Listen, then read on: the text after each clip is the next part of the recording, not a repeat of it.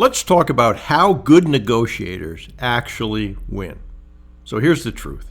Most people think they know how to negotiate, but sadly, they have no idea.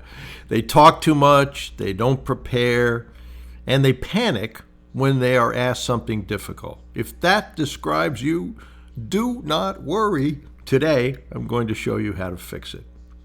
First, listening. And that's the skill that wins more deals than anything else. People think negotiation is talking, but it's not. Negotiation is listening. You learn far more by letting the other side speak than you will ever learn by filling the silence with your own voice. I see this constantly with mentees. They think they need to impress or justify or just have their way in a deal, and in the process, they talk themselves out of the deal. Listening does three essential things. First, it builds trust, hopefully. It reveals the other person's real concerns if you ask qualifying questions, and it buys you time if you don't know what to say. When someone states a concern, pause and let them finish. Listen for what they're really saying. Silence is not your enemy. It is where the deal reveals itself. And if you don't understand what they are saying, ask them. I'm not sure I understand what you mean by that kind of thing. Preparation. The difference between control and chaos. Preparation is not, or should be not, optional. It is what separates a professional from an amateur. Before any meeting, you must know the following. What is the purpose of this meeting? You'd be amazed how many people go into a meeting and don't know that. What is the exact desired outcome you want? And what objections do you expect, and how are you going to address them? Which team members should be in the room or on the call? What documents or proof points support your position? I say this often. It's a military term. Prior planning prevents piss-poor performance, the 6 Ps. If you walk into a meeting without preparation, the meeting will take control of you. When you prepare, you control the direction, you control the conversation, and often you control the outcome. Deals are often won or lost before you enter the room. And self-image and self-confidence has a lot to do with that too. So how to answer questions you don't know, and there are going to be some of those. Here is where many people fail. They get asked a question they do not know and they freeze. They sit there quietly hoping the moment will pass, but it won't. And silence is that scenario, communicates uncertainty and inexperience. Instead, try this.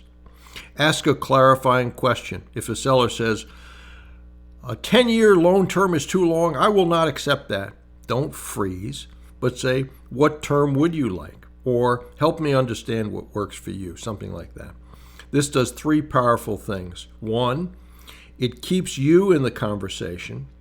It gives the other side a chance to define their position, and oftentimes you might misunderstand it. And it gives you time to think, which is super important.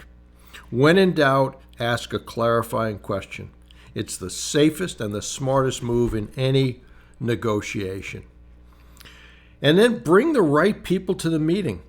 You cannot win a negotiation alone. You need a strong team behind you. That's the reason that you built the board that you have.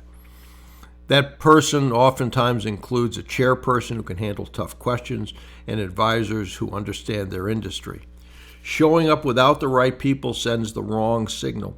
It implies you're unprepared and not serious.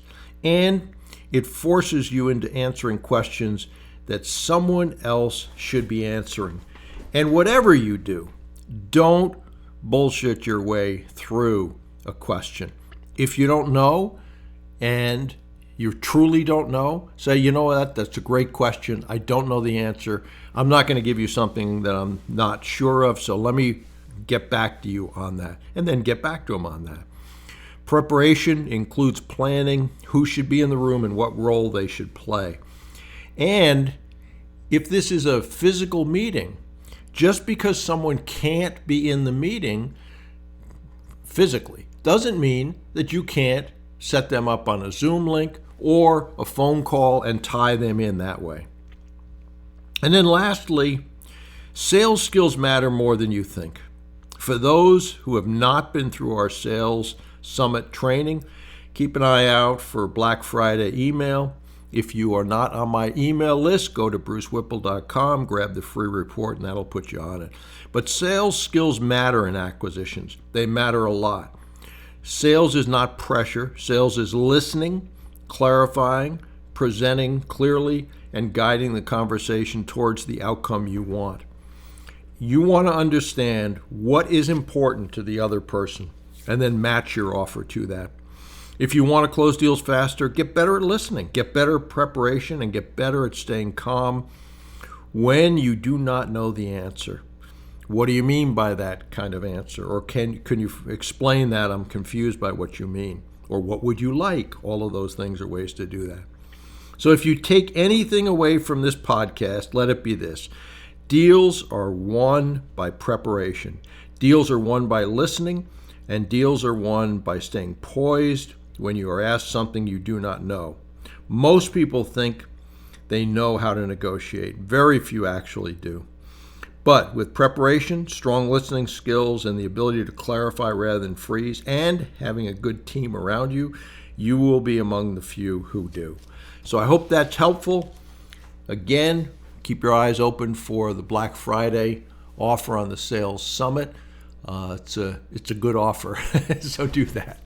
But yes, remember those things in this podcast. I would take some notes, I would write them down, and I would make sure that going forward you work on those things which will improve your odds.